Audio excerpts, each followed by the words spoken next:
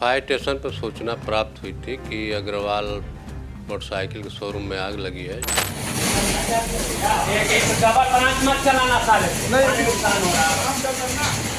नई मोटरसाइकिलों का स्टोरेज किया गया था, उसके अंदर उनका मोबाइल भी था।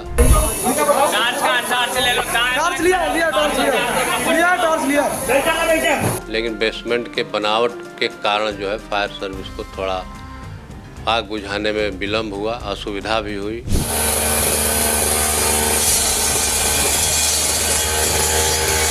सूचना लगभग 6 बजे प्राप्त हुई थी फायर स्टेशन को और 11:30 पे जो है आग को पूर्ण रूप में बुझा दिया गया था।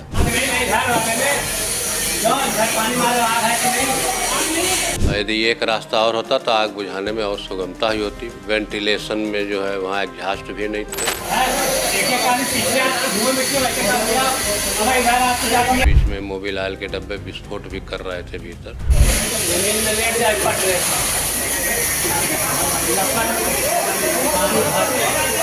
अधिकांश आग शहर में जो है शॉर्ट सर्किट से ही देखने को मिलता है।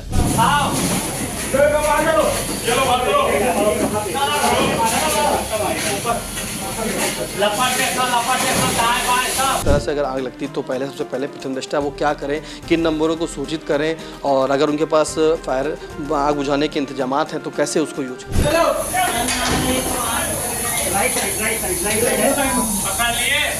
पकड़ लिए चालू करो।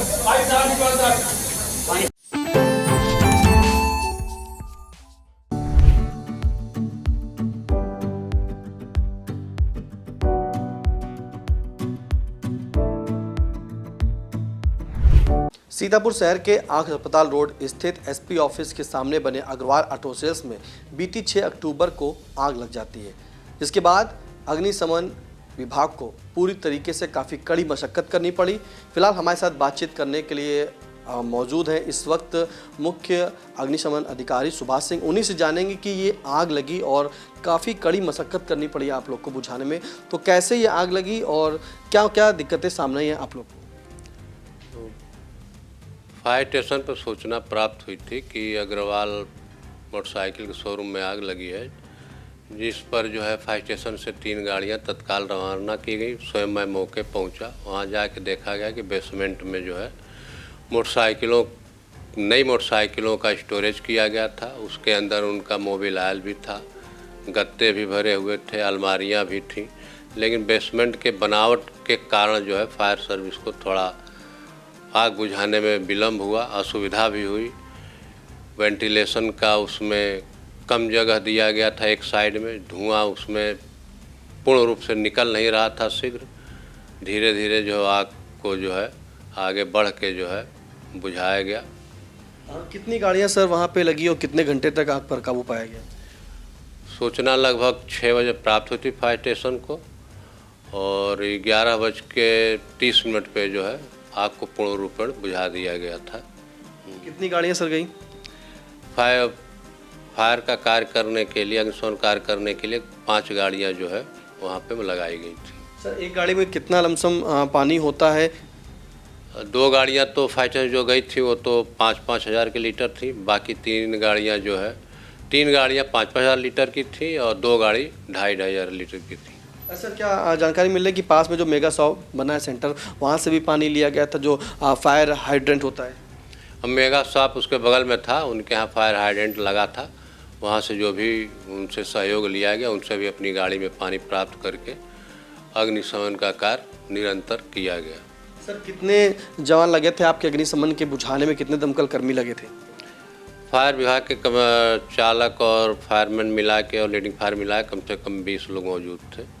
सर जैसे कि वो जो गोडाउन था बना था वहाँ पे करीब कितनी गाड़ियाँ खड़ी होंगी, कितना नुकसान हुआ होगा, और जो रही बात असुविधा की तो कैसे, मतलब क्योंकि एंट्रेंस तो थी, जब इंडिया की टीम वहाँ पर गई थी तो देखा था कि एक रैंप था, क्या कोई एग्जिट वाला गेट भी था क्या वहाँ पर। रैंप के अलावा वहाँ से निकलने का कोई रास्ता नहीं था।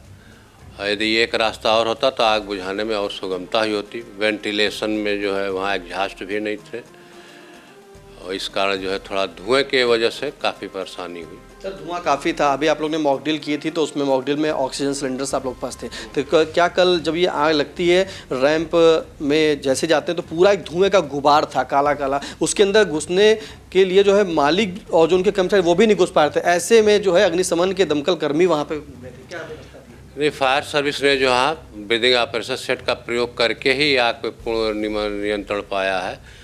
हमारे कर्मचारी जो है धुएं के कारण जो है BS सेट पहन के प्रथम चरण वही घुसे थे। आग को काफ़ी हद तक उसी के द्वारा कंट्रोल कर लिया गया था।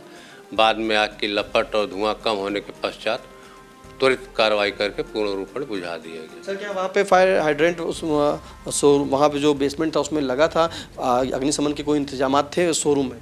शोरूम में देखा गया था कि फायर एक्सटिंग्विशर उनके पास मौजूद थे, फायर हाइड्रेंट वगैरह जो है उपलब्ध नहीं थे। सर क्या क्या सुविधा जैसे आई, आपने बताया कि उसका जो बेसमेंट का एक बना था, मानक बना था, उस हिसाब से पिलर थे, अभी शायद आप दिखा भी रहे थे हम लोग को मतलब कुछ नक्शा करके, तो कैसे क्या? आग बुझाने में दिक्कत, जो कालम बेसमेंट में खड़े थे उसके चारों तरफ जो है उनके द्वारा सामान रख दिया गया था। उसके अपोजिट साइड में विपरीत दिशा से पानी मारने पे वहाँ बौछार नहीं पहुँच रही थी। जब थोड़ा आँच कम हो गई, लपट कम हो गया, भीतर प्रवेश फायर सर्विस के कर्मी कर गए, तभी उस आग को कंट्रोल किया जा सका। सर कितनी गाड़ियां अंदर होंगी और क्या क्या अंदर था मौजूद? अब गाड़ियों के संबंध में तो संबंधित और कोई जानकारी नहीं दी गई है। देखा गया कि गाड़ियां वहां खड़ी थी, नई गाड़ियां थी, और एक साइड में तो उनका पूरा गत्ता भरा हुआ था, प्लास्टिक के भी सामान थे, बड़ी बड़ी अलमारियां थी। अलमारियों की वजह से भीतर बेसमेंट में केबिन वाइज, जाली का केबिन वाइज जो है कमरे बना दिए गए थे, जिससे कठिनाई महसूस हुई। सर मोबिल की बात भी आ रही, तो क्या मोबिल भी वहाँ भरे थे? हाँ, एक साइड में उनके मोबिल के डब्बे रखे हुए थे जो गाड़ियों में सर्विस वगैरह डालने के लिए जो प्रयोग होते हैं। तो आप अगर मौजूद रहे होंगे तो देखे होंगे बीच बीच में मोबिल ऑयल के डब्बे विस्फोट भी कर रहे थे भीतर। कर्मचारियों द्वारा एकदम साहस और अधिक परिश्रम करके जो है उस आग को कंट्रोल किया गया। सर ये काला धुआं किस चीज़ का था? मतलब काफ़ी धुआं था, वो धुआं ऐसा दिख रहा था कि आग की लपटें उस धुएं के आगे फीकी थी, कम थी, और उसमें जो गत्ता जल रहा था, जो मोबिल के डब्बे फट जा रहे थे, उसके वजह से वो आग की जद में आके काला धुआं बन के बाहर निकल रहा था। सर दमकल कर्मी के द्वारा, विभाग के द्वारा अदम्य साहस का परिचय कल दिया गया, उस धुएं के गुबार में जा कर के आग पर काबू पाया गया, करीब 5 घंटे से अधिक, यानी कि कहें कि 6 घंटा। सर पड़ोस में ही बैंक है, कोई हादसा क्या आशंका थी कि अगर आग की लपटें और तेज होती हैं और बुझाने में तो क्या बैंक को नुकसान हो सकता था? नहीं, बैंक वहाँ से बहुत दूर था, बाउंड्री वाल बना था, बैंक तक पहुँचने का कोई चांस नहीं था आग को। सर नुकसान का कोई अनुमानित बताया गया, कुछ कितना नुकसान हुआ? नहीं, संबंधित द्वारा अभी कुछ बताया नहीं गया। कल उनसे जानकारी ली गई तो कहे हम आग अपने समस्या से निवृत्त होने के बाद आपको अवगत करा देंगे। ऐसा शहर में कई बेसमेंट हैं, क्या वहाँ पे इस तरह से जांच अब होगी कि फायर हाइड्रेंट लगे होंगे या उनके अग्निशमन का इस पर कोई विभाग द्वारा कोई वहाँ पे जांच पड़ताल की जाएगी क्या? बेसमेंट में समय समय पे चेक करके वहाँ जो भी संसाधन लगे होते हैं उनको प्रशिक्षण दिया जाता है। उनको यह भी निर्देशित किया जाता है कम से कम 2 रास्ते बेसमेंट पे रखना सुनिश्चित करें। वायरिंग वगैरह अपनी जो है प्रॉपर दुरुस्त रखें। होता यह है कि पहले की बिल्डिंगें बनी हैं और वायरिंग जो है उनकी वही पहले की है, और उस पर इलेक्ट्रॉनिक संसाधन जो है बढ़ते जाते हैं, लोड बढ़ा देते हैं, वायरिंग पर ध्यान नहीं देते हैं। तो वायरिंग जो है अपने लोड के हिसाब से करें जिससे शॉर्ट सर्किट न हो, आग से भी बचा जा सके। अधिकांश आग शहर में जो है शॉर्ट सर्किट से ही देखने को मिलता है। तो हम तो यही कहेंगे सीतापुर के जनता को कि आग अपने बिल्डिंग में जो है इलेक्ट्रॉनिक उपकरण जो भी एसी प्रयोग कर रहे हैं, जो भी प्रयोग कर रहे हैं, उसके हिसाब से अपना जो है वायरिंग कराना सुनिश्चित कर लें ताकि इन सब घटनाओं से बचा जा सके। सर कल आग लगने की शोरूम में क्या वजह रही होगी? शोरूम में तो संबंधित द्वारा शॉर्ट सर्किट बताया गया है। अब संभव है कहीं, क्योंकि वो रिपेयर सेंटर भी था, मोटरसाइकिल बिक्री का भी था, कोई पार्ट वगैरह लूज रहा हो, शॉर्ट सर्किट हो गया। सर सीतापुर शहर में क्या अपील करेंगे कि जिस तरह से अगर आग लगती तो पहले सबसे पहले प्रथम दृष्टया वो क्या करें, किन नंबरों को सूचित करें, और अगर उनके पास फायर आग बुझाने के इंतजामात हैं तो कैसे उसको यूज करें? अगर जिन बिल्डिंगों में संसाधन है, फायर एक्सटिंग्विशर तो लगभग सभी जगह मौजूद है। यदि फायर एक्सटिंग्विशर का प्रयोग सर्वप्रथम तत्काल कर लिया जाए तो आग को काबू कर लिया जाता है। लेकिन देखा जाता है कि शोरूम वगैरह हैं, दुकान वगैरह है, रात में बंद हो जाता है और किन्हीं कारणों से उसमें आग लग जाती है। तो आग जब पूर्ण रूपेण भड़क जाती है, तेज़ हो जाती है, तो संबंधित को पता चलता है, उसके पश्चात ही फायर सर्विस को सूचना जाती है। पब्लिक से तो यही कहना है कि आप लोग फायर सर्विस का भी नंबर लिखें, नहीं तो 112 पे कॉल करें और जो भी उनके पास संसाधन हो, फायर हाइडेंट हो, फायर एक्सटिंग्विशर हो, तत्काल उस आग को बुझाने का प्रयास करें और आपकी सेवा के लिए फायर सर्विस तो तत्पर है ही है। सर 112 के अलावा फायर का कौन सा नंबर है सर, एक बार दर्शकों को पुनः बता दें। 100 हमारा जो है कंट्रोल रूम जो है 112 से ही जुड़ गया है। 112 पे कॉल करने के बाद हमें सूचना प्राप्त हो जाती है। और सर एक चीज़ और जानना चाहेंगे सर, वहाँ पे रख रखाव के क्या? हम यही कहना चाहेंगे कि बेसमेंट में यदि आप इस तरह के कार्य करते हैं तो अपनी उच्च कोटि की उसमें जो है रख रखाव रखना सुनिश्चित करें। ये नहीं कि जो है गाड़ियों का जो है सामान, कार्टून, गत्ता, प्लास्टिक निकल रहा है वहीं डंप किए रहें, जो कि आग को और भड़का सकते हैं, भयावह बना सकते हैं। और वेंटिलेशन का पर्याप्त साधन रखें वहाँ, और कम से कम 2 रास्ते तो बेसमेंट में होने ही चाहिए। यदि एक ब्लॉक हो जाता है दूसरे रास्ते से कार्य हो जाए। और बेसमेंट जहाँ उतर रहा है जी नीचे, वहाँ पे कोई दीवार का निर्माण न करें, सीधे डायरेक्शन में जो है आदमी प्रवेश कर सके तो ज़्यादा उचित रहेगा। सर कल जब बेसमेंट जो बना था वहाँ पे रोप थी, स्लोप था जाने के लिए, तो वहाँ क्या देखा गया कि मतलब काफ़ी क्या कंजस्टेड था, कुछ भरा हुआ था?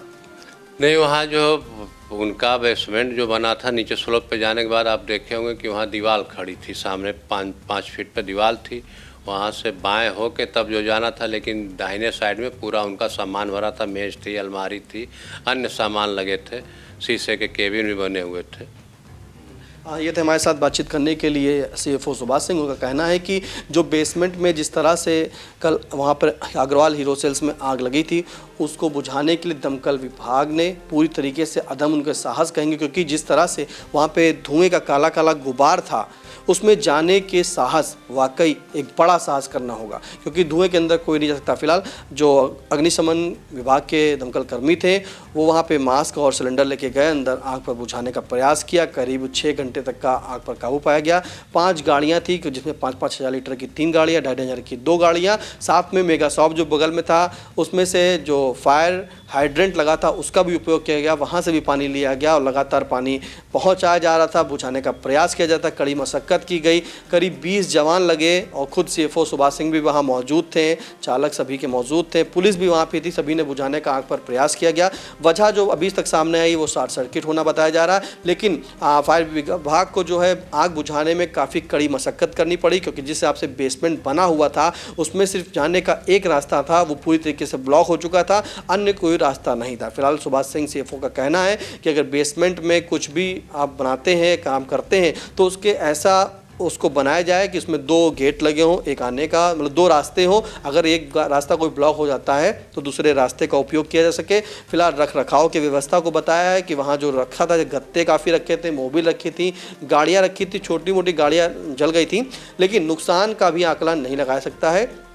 और जो मोबिल था वो पूरी तरीके से जल रहा था, जिसके चलते ज्वलनशील जो पदार्थ था, जब फायर ब्रिगेड आग बुझा रही थी तो वहाँ पे पिलर बता रहे, जो कॉलम होते हैं वो पिलर कहे जाते हैं, उन पिलरों के पीछे भी जो है ड्रम रखे थे। दगने की आवाज़ें जो आ रही थी वहाँ से, वो बॉक्स डिब्बे थे उसके मोबिल के, वो दग रहे थे। तो ऐसे में आग पर काबू पाना काफ़ी बड़ा सवाल था। 6 घंटे की मशक्क़त के बाद वहाँ पर आग पर काबू पाया जा सका। नुकसान का भी अनुमान नहीं है, लेकिन एक चीज़ और भी बताई गई है कि CFO के द्वारा कि जिनके भी बेसमेंट बने हैं या कहीं भी, सबसे पहले आप जिस हिसाब से वायरिंग होती है उसको ज़रूर चेक करते रहे, क्योंकि अधिकांश मामले शॉर्ट सर्किट के ही सामने आते। तो इसलिए जैसे जैसे आपके बिजली के उपकरण बढ़ते जाएं तो बिजली की वायरिंग पर भी ध्यान दें, और कहीं भी अगर आग लगती है तो 112 पर तत्काल प्रभाव से सूचित करें। फायर विभाग जो है आपके लिए सदैव तत्पर रहेगा। फिलहाल सीतापुर से कैमरा पर्सन हसन गोगा के साथ निशांत गुप्ता, आई इंडिया।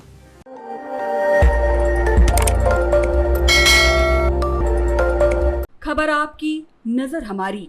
देखते रहिए आई इंडिया।